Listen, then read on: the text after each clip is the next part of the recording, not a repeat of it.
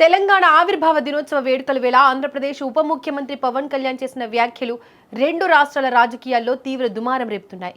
దివంగత ముఖ్యమంత్రి వైఎస్ రాజశేఖర్ రెడ్డిపై పవన్ కళ్యాణ్ చేసిన ఆరోపణలను కాంగ్రెస్ సీనియర్ నేత మాజీ ఎంపీ డాక్టర్ కేవీపీ రామచంద్రరావు తీవ్రంగా ఖండించారు.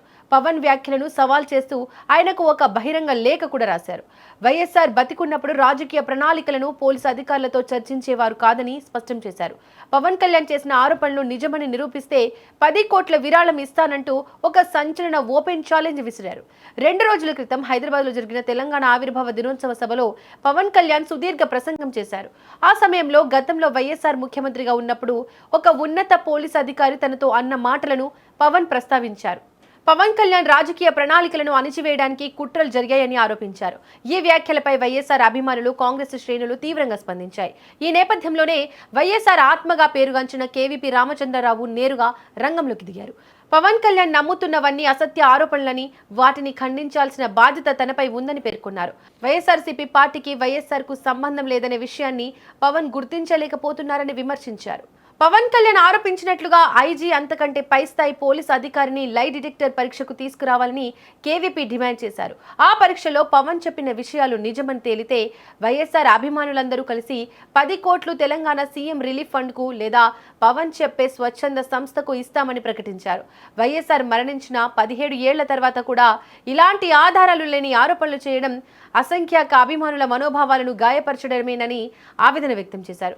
2005-2006 కాలంలో ఉమ్మడి ఆంధ్రప్రదేశ్లో కాంగ్రెస్ పార్టీకి వైఎస్ఆర్ కు ఉన్న ఆదరణ ముందు పవన్ భవిష్యత్తు గురించి ఆలోచించాల్సిన అవసరమే లేదని తేల్చి చెప్పారు. అప్పట్లో పవన్ కళ్యాణ్ కానీ ఆయన కుటుంబం కానీ రాజకీయాల్లో లేరని, కనుక టార్గెట్ చేశారనడం కేవలం ఒక అందమైన ఊహ మాత్రమేనని ఎద్దేవా చేశారు. పవన్ కళ్యాణ్ గత ఎన్నికల చరిత్రను కూడా ఈ లేఖలో ప్రస్తావించారు. 2019లో 2 చోట్ల ఓడిపోవడం, 2023 తెలంగాణ ఎన్నికల ఫలితాలే ప్రజాదరణకు ప్రమాణాలని గుర్తు చేశారు. గతంలో యువరాజ్యం అధ్యక్షుడిగా పవన్ కాంగ్రెస్ నేతలపై అభ్యంతరకర వ్యాఖ్యలు చేసినా అప్పటి ప్రభుత్వం కేసులు పెట్టలేదని, వాటిని పిల్ల చేష్టలుగానే చూశారని అన్నారు. చెగువేరా మార్గం నుంచి నేడు సనాతన ధర్మ పరిరక్షకుడిగా మారిన పవన్ స్థాయికి ఇలాంటి అర్థం లేని ఆరోపణలు తగవని హితవు పలికారు. కొందరు పవన్ ను ప్యాకేజీ స్టార్ అని విమర్శించినప్పుడు పవన్ హృదయం ఎంత గాయపడిందో, వైఎస్ఆర్ పై అసత్యాలు మాట్లాడినప్పుడు ఆయన అభిమానులు అంతే బాధపడతారని గ్రహించాలని సూచించారు. తెలంగాణలో జనసేన సభకు అనుమతి నిరాకరించడానికి అక్కడి ప్రభుత్వానికి సహేతుక కారణాలు ఉండొచ్చని, దానికి వైఎస్ఆర్ను కాంగ్రెస్ను నిందించడం వల్ల ప్రయోజనం లేదని స్పష్టం చేశారు. పవన్ కళ్యాణ్ కు ఎవరితోనైనా రాజకీయ శత్రుత్వం ఉంటే నేరుగా తేల్చుకోవాలని, మధ్యలోకి వైఎస్ఆర్ను లాగవద్దని హితవు పలికారు. ఏపీ విభజన చట్టం హామీల సాధన కోసం కేంద్రంలోని మోదీ ప్రభుత్వాన్ని ఎదిరించాలని, ఆ పోరాటంలో కాంగ్రెస్ కు సహకరించాలని లేదా కూటమి తరపున పోరాడి ప్రజల అభిమానాన్ని చొరగొనాలని లేఖను ముగించారు.